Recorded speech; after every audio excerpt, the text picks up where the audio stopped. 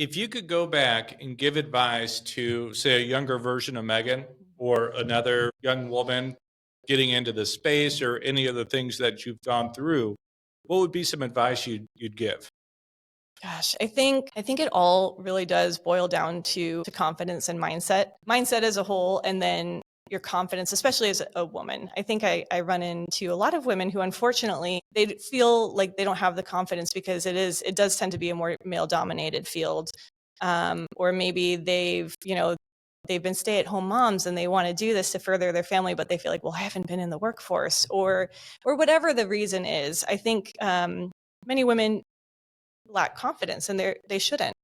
There's so many things that you do day in and day out that are transferable skills. When I was leaving the Marine Corps, I'd been in the Marine Corps, like how do you go from that type of life to the civilian sector? Well, there are transferable skills. You always have to look at what it is you've already done, look back at your accomplishments, whether they're directly related or not, and say, okay, if I did that, then this is why I think I can also do this. I'll have to learn some new skills, I'll have to learn new vocabulary, but I can do this also. So having that positive mindset, building your confidence, and then exuding that confidence, I think is so important too.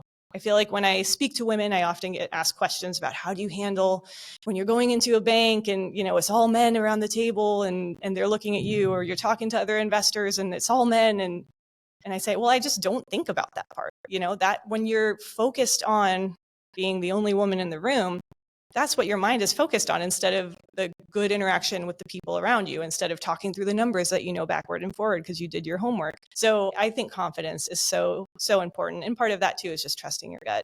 And there are plenty of examples I could give when I just did not trust my gut. And I look back and I think, God, that was a missed opportunity, all because I was second guessing myself.